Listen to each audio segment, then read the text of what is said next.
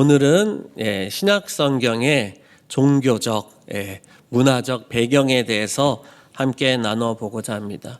창세기에서 출애굽기가 넘어갈 때 우리는 창세기 50장에서 출애굽기 1장으로 한 장을 이렇게 살짝 넘겨버리지만 사실 그 사이에 430년이라는 긴 세월이 담겨 있다는 것을 알고 있습니다.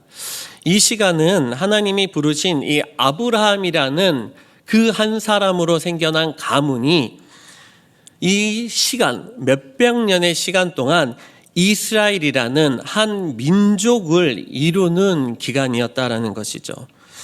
이 오랜 기간 동안 비록 한 가문이 민족이 형성되는 시간이었긴 하지만 겉으로 보여지는 하나님의 역사하심에 대해서는 우리가 잘 모릅니다. 바로 이와 같은 점이 우리가 지난 시간 또 오늘까지 이어서 함께 다루고 있는 신약과 구약과 신약 사이에 있는 바로 이 신구약 중간사에 대해서 듣고 배우게 되는 이유입니다. 화면을 보시면은 좀 작게 보이긴 합니다만 우리 구약의 말라기에서 신약의 마태복음 사이에 무려 400년이라는 시간이 예언자가 없었습니다. 그 말인즉슨 하나님의 말씀이 겉으로 드러나지 않았다. 그래서 이 신구약 중간사를 침묵기 또는 암흑기라고 그렇게 불려지고 있습니다. 하나님께서 그러면 이 400년이라는 기간 동안 아무것도 하지 않으신 것일까요? 침묵하시기만 하신 것입니까? 그렇지 않음을 우리는 지난 시간들을 포함해서 3주간 듣고 배우고 있는 것입니다. 왜냐하면 이 신구약 중간기 가운데 첫 시간에 우리가 나눠봤듯이 바로 하나님께서 신구약 66권을 정경으로 정리되며 기록되게 하셨습니다. 뿐만 아니라 바벨론, 페르시아, 헬라, 로마의 이 세상 권세와 그 정치, 사회를 통하여서 여러 가지가 준비되어진 것도 볼 수 있었죠. 첫 번째로 언어가 통일되었습니다. 우리가 오늘날 영어가 세계 공용어가 되었듯이 당시에 이 헬라 제국을 통해서 헬라어가 이 세계 사람들의 공용어가 되었죠. 뿐만 아니라 로마 제국을 통하여서 모든 길들이 사통팔달 연결되게 되었습니다.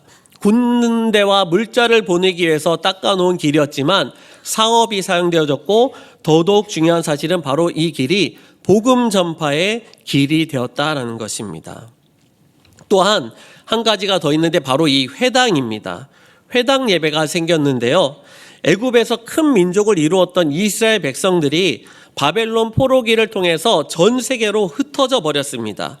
아브라함 족장 시대엔 이 제단에서 드렸던 이 예배가 출애굽 광야 시대엔 성막에서 드려졌죠.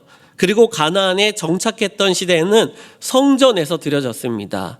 그렇다고 한다면 바벨론 포로기 이후에는 성전도 무너지고 세계로 뿔뿔이 흩어졌는데 예배가 멈춰졌느냐? 그렇지 않습니다. 유대인들은 회당이라는 곳에 모여서 예배를 드려왔다라는 것입니다.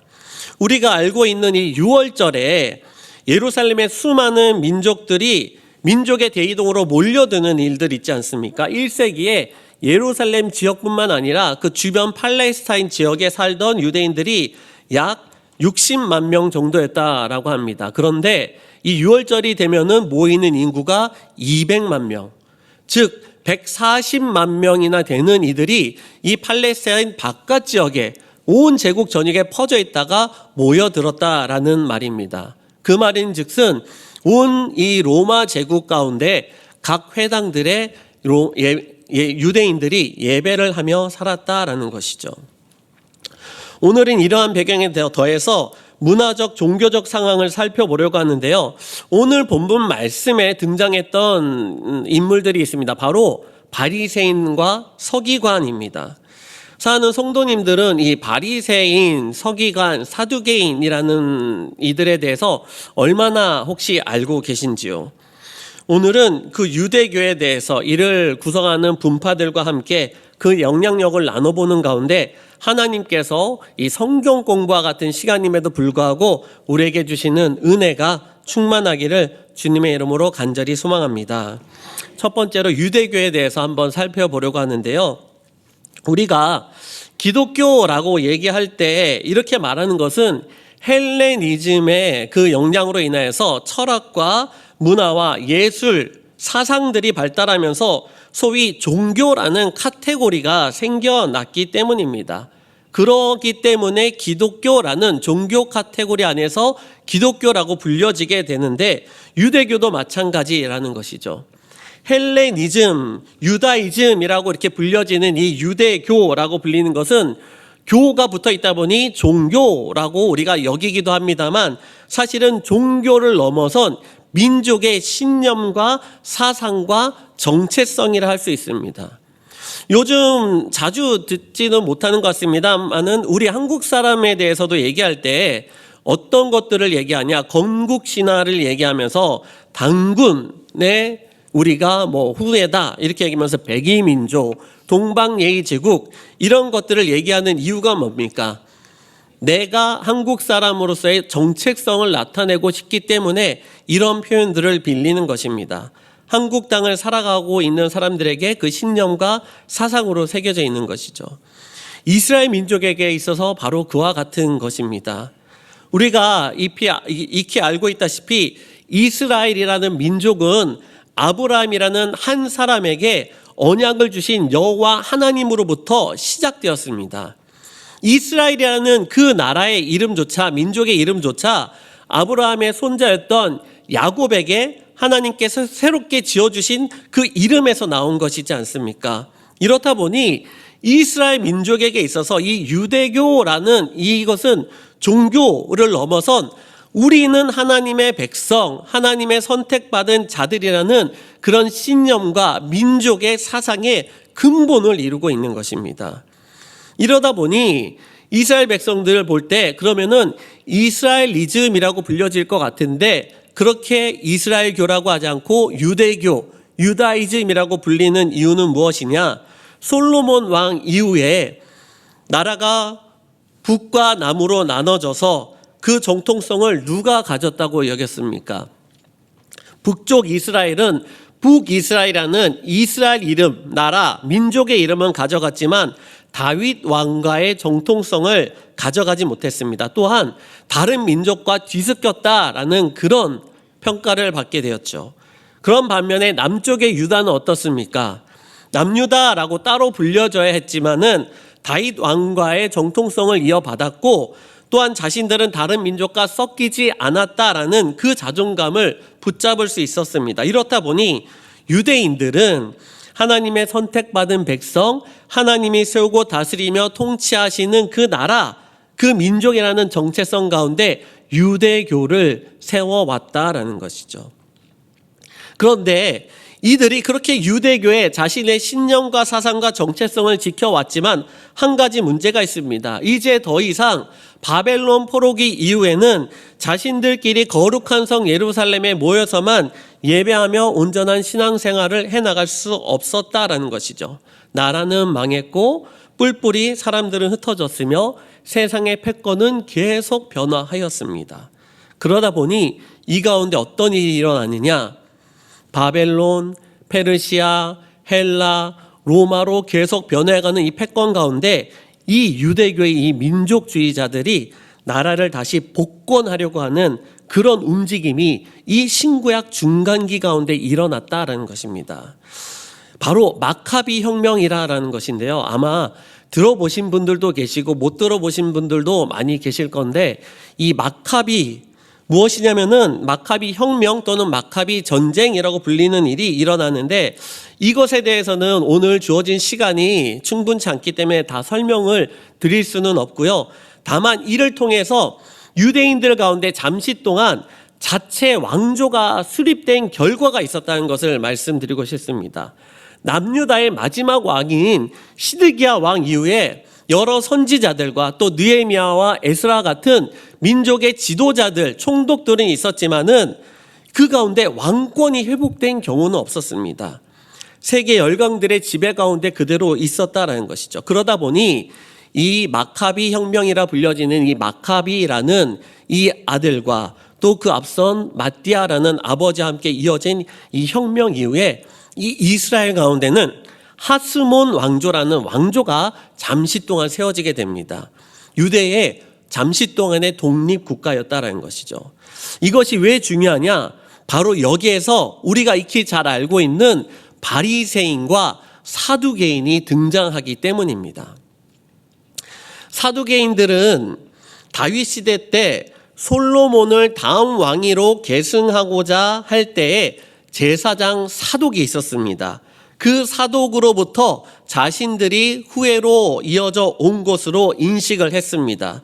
그래서 이 사두개인들은 이 하스몬 왕조 그리고 이후에 진행되던 이 로마의 통치하에 있어서도 그 권력과 정치와 긴밀한 협력 관계를 맺으면서 현세 중심의 그리고 질서와 안정을 중시한 지도자 계열로 그 이스라엘 가운데 자리를 잡아갔습니다.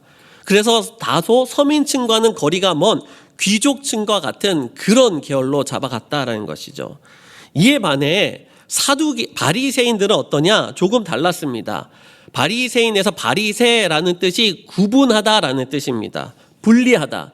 우리가 어디서 좀 들어본 것 있지 않습니까? 바로 거룩을 얘기할 때 나오죠. 거룩, 세상과 구별되어 분리되었다 할 때 거룩하다라고 쓰지 않습니까? 바로 이 바리새인들이 그러한 자들이었습니다. 그런데 더 중요한 것은 이들은 사두개인들처럼 자신들만의 기득권층으로 세상을 만들어 그 안에 안주하기보다는 대중 가운데 나아갔습니다. 종교적으로 신앙적으로 이들을 이끌었다라는 것이죠. 회당 중심으로 율법을 연구하고 가르쳤으며 경건한 삶을 자신들이 실제로 삶으로 살아내고 지켜내면서 그 전통을 계승하였습니다.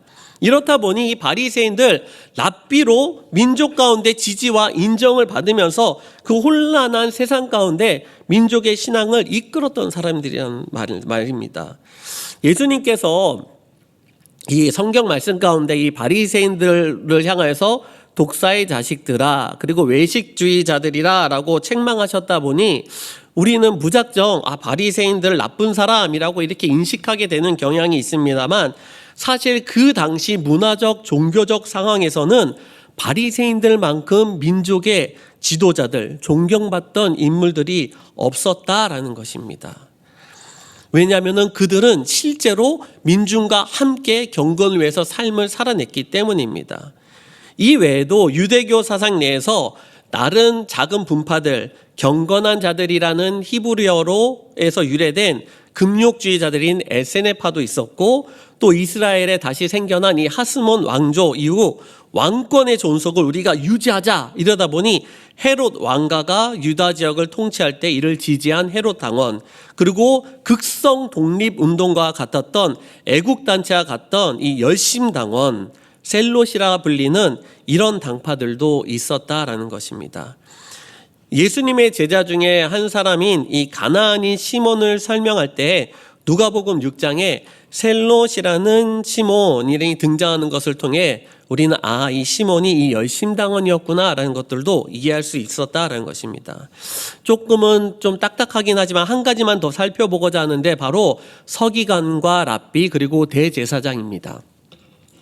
유대인 민족 가운데 400년 하나님의 말씀이 없던 시대에 나름 하나님의 백성으로 살아가려고 하다 보니 무엇이 중요해졌느냐? 바로 율법, 말씀이 중요해졌습니다. 포로기 이후에 그러다 보니 각 회당들에서 율법에 대한 연구가 이어졌고 또 이를 베껴서 기록하는 전문가들이 나타나서 여기서 서기관들이 유래하게 됩니다. 이들에게 가장 중요한 신앙의 중심은 그러다 보니 율법서 책이었다라는 것이죠.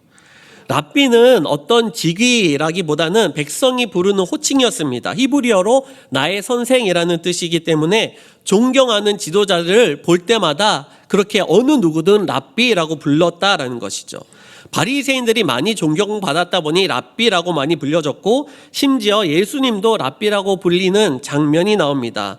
요한복음 1장 38절에 예수께서 돌이켜 그 따르는 것을 보시고 물어 이르시되 무엇을 구하느냐 이르되 랍비여 어디 계시오니까 하니 이 민중이 랍비여라고 예수님을 지칭하는 것을 볼 수 있습니다. 그래서 어떻게 보면은 완전하게 일치하진 않을 수 있지만 서기관들은 오늘날의 신학 교수들과 같고, 랍비는 존경받는 목회자나 선교사 또는 그리스도인으로 볼 수 있습니다. 그런데 문제는 이 유대 민족에게 빠질 수 없었던 바로 이 성전과 제사 제도이죠. 나라가 멸망당했고 왕권도 복권하지 못한 시절 가운데 이 에스라와 느헤미야를 통해서 가장 먼저 회복하려고 했던 것이 무엇입니까? 바로 성전이었습니다. 그만큼 이스라엘 백성에게 있어서 성전과 제사의 제도는 정말로 중요하고 우선시 여겼다는 것이죠. 그러다 보니 혼란한 이 신구약 중간기 세상 가운데 있어서도 성전과 그리고 이곳에서 행해야 되는 제사를 위해 대제사장과 제사장들이 존재해야 했습니다. 그러나 본래의 의미는 다 사라진 채 정치적 직위로 변질된 채로 존재했었습니다. 그래서 대제사장은 정치와 깊이 관련된 권력직으로 어떻게 보면 중세 유럽에 있었던 그 카톨릭 사회에서 그 모든 사회 전부를 좌지우지하던 교황이나 사제들로 비견해 볼 수 있는 것입니다. 자, 그렇다고 한다면 이 복잡한 내용들을 왜 우리가 알아야 됩니까? 바로 이 가운데서도 하나님께서 보이지 않는 가운데 섭리하시던 그것이 있었기 때문입니다. 마카비 혁명, 사두개인들, 바리새인, 서기관, 대제사장, 이 모든 것들은 하나님의 통치하심이 보이지 않던 시절에 사람의 힘으로 무엇인가 이끌어내 보려고 애써 왔던 흔적들이라는 것입니다.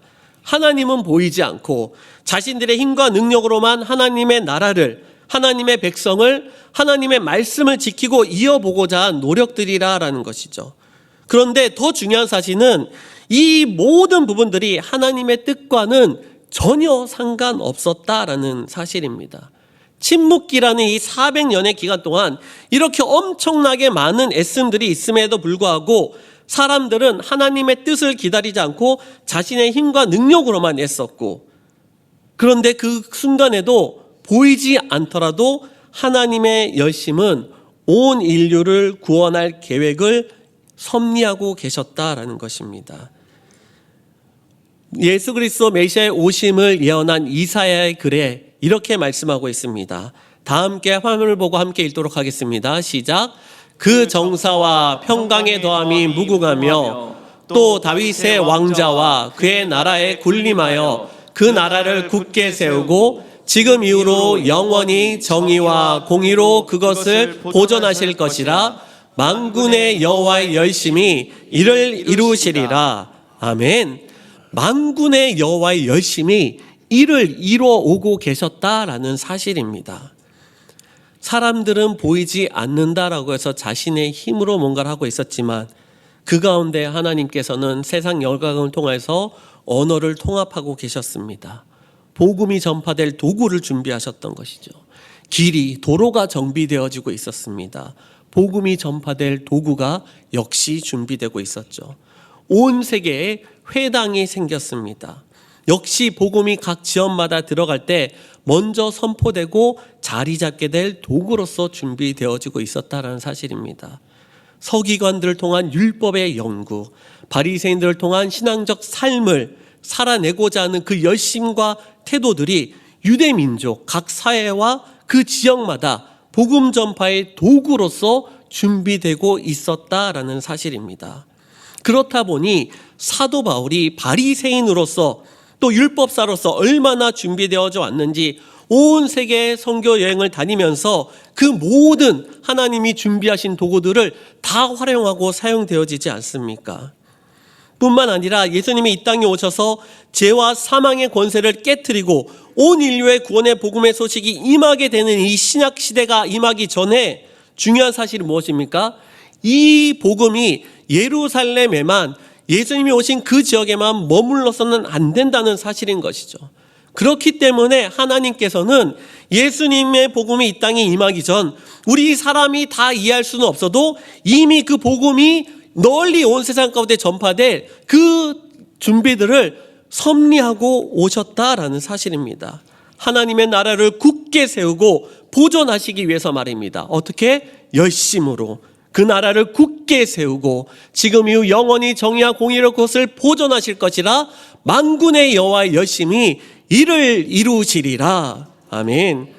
사랑하는 성도님들, 하나님의 말씀인 성경을 달달달달 외우고 연구하고 분석하여서 그 말씀을 통해서 내가 모든 지식을 다 안다 하더라도 정작 성경 말씀을 통해 하나님을 만나지 못한다고 한다면, 하나님의 뜻을 헤아리지 못한다고 한다면 어떻게 됩니까? 어쩌면 서기관들, 율법사들과 같은 자들이 될 수 있습니다. 또는 하나님의 말씀대로 경건한 삶을 살아가며 신앙생활에서 삶의 본을 보이고 지켜내며 힘쓰고 애쓰면서도 하나님이 내 삶에 역사하는 것들을 누리지 못하고 하나님의 마음이 내 마음 가운데 품어지지 않는다라고 한다면 어떻게 됩니까? 바리새인들, 사두개인들이 될 수 있는 것입니다. 세상에 하나님의 뜻을 기필코 실현해내야 한다고 하면서 맞서 싸우고 투쟁하고 대립각을 세우고 전투적으로 살아가느라 하나님이 맡겨주신 사명을 또한 감당하지 못한다고 한다면 어떻게 됩니까? 마카비 혁명을 주도했던 인물들이나 열심당원이었던 셀롯과 같이 될 수도 있습니다. 반면에 또 이미 형성된 기독교 세력 가운데 나는 안정과 평안 또 풍요적인 혜택만 누리길 원해라고 그것에만 신경 쓰느라 하나님의 애절함이 담겨 있고 하나님이 시선이 향하고 머무는 영혼들을 향한 곳에 내가 동참하지 못한다고 한다면 어떻게 되겠습니까?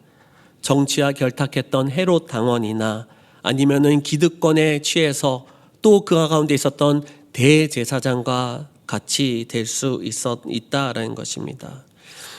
우리 삶에 진정으로 중요한 것은 무엇일까요? 나의 신념, 나의 방식, 나의 종교 생활, 아니면은 나의 안녕과 평안입니까? 결국 이렇게 저렇게 신구약 중간기 침묵기를 살아가던 이들은 이 땅에 메시아 예수 그리스도가 오셨을 때 이를 아무도 알아보지 못하였습니다. 얼마 전 주일 강단에서 들었다시피 사실 그 땅에 선지자가 없었던 것은 아니었습니다. 누가 있었습니까? 안나 선지자가 있었습니다. 사람들의 이목이 집중되지 않았고 사람들의 관심 밖에 바깥에 있던 그렇게 인물로 살아고 있었다 보니 전혀 선지자도 알아보지 못하고 정작 구원자 예수님이 오실 때도 알아보지 못하였다라는 것이죠.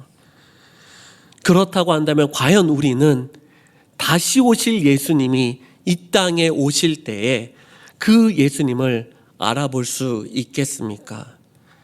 사랑하는 성도님들, 우리가 이 신약 성경을 시작하기 전에 이 신구약 중간기 말씀을 통하여서 저와 여러분이 이 말씀을 대하는 태도, 또 말씀을 바라보는 자세, 또 이 말씀 가운데서 원하시는 하나님의 그 마음과 그 애절함이 준비되어질 수 있기를 간절히 소망합니다.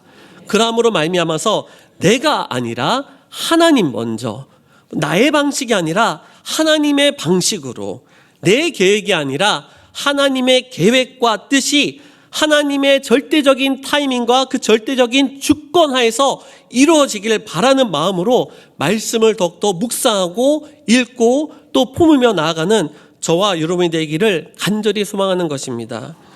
예수님께서도 분명히 말씀하셨습니다. 무엇이든지 그들이 말하는 바는 행하고 지키되 그들이 하는 행위는 본받지 말라. 그들은 말만 하고 행하지 아니한다 하셨습니다. 말씀을 행하고는 지키라고 분명히 말씀하셨지만 말만 하고 행동하지 않는 모습은 진정으로 하나님의 하나님 되심, 그 절대적인 주권에 대한 인정, 하나님의 계획과 그 진솔한 하나님의 관심과는 거리가 먼 모습인 것입니다. 저와 여러분이 하나님께 더욱 집중하고 하나님의 마음에 우리의 초점을 맞춤으로 말미암아 하나님의 일을 이뤄갈 수 있기를 바랍니다. 우리의 애씀과 노력 그리고 그 신앙생활의 모든 것들이 하나님께 맞춰짐으로 말미암아 하나님의 섭리에 동참하며 나아가는 우리가 될 수 있는 것입니다. 그것이 바로 하나님 나라의 대사의 자격인 것입니다. 우리가 2026년 이 신약 성경과 함께 복음의 여정을 나아갈 때 귀하고 복된 하나님 나라의 대사로 귀하게 세워 나가시기를 주님의 이름으로 축복합니다.